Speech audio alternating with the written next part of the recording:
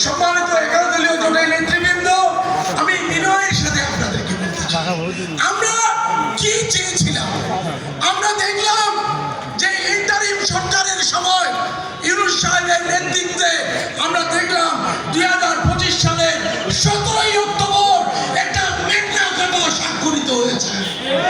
গোটা জাতির ত্রাতা হিসাবে আমরা দেখলাম 84টি বিশেষ বিশেষ আদেশ আমাদেরকে স্বাক্ষর করতে হয়েছে এবং অনেক দিন অনেক ঘন্টা সময় ব্যয় করে অনেক পয়সা করি চা খরচ করে সকলেই মিলে 25টি দল এই স্বাক্ষর করেছে, এই স্বাক্ষর করেছে ভাইরা আমার।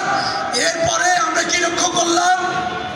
এরপরে আমরা লক্ষ্য করলাম 2026-এর 12ই ফেব্রুয়ারি বিশাল ভোট অনুষ্ঠিত হলো।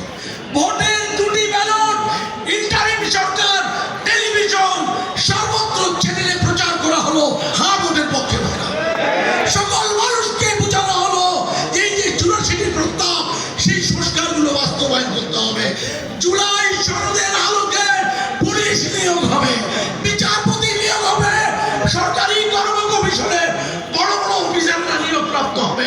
দুর্নীতি দমন ব্যুরোর মহাপরিচালক সেইখানে একটা একটা একটা সার্চ টিম গঠন করে এই নিয়োগগুলো দিতে হবে ভাইরা আমার।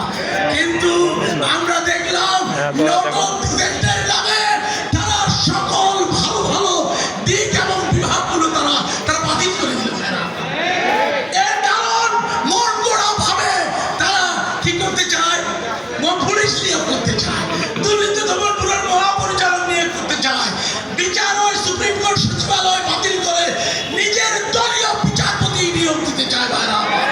এই জন্য আমাদের অনিবার্য দাবি হচ্ছে যে জুলাই শহীদের রক্তের উপর দাঁড়িয়ে যে 84টি আমরা বিশাল একটা মেঘনা কাটা দলিল তৈরি করেছি ভাইরা আমার, সেই দলিলের আলোকে আমাদের এই নতুন বাংলাদেশ পরিচালিত হতে হবে ভাইরা আমার।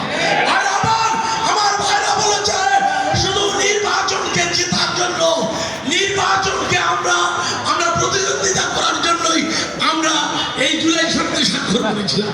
কি ধরনের মিথ্যাচার! এই জন্য আমাদের ডক্টর আব্দুল্লাহ মাহমুদ তাহের ভাই সেদিন বলেছে ট্রেজারি বেঞ্চে মনে হচ্ছে ফেসিবাদ আওয়ামী লীগ বসে আছে, বিরোধী দলে মনে হচ্ছে জামাত বিএনপি বসে আছে।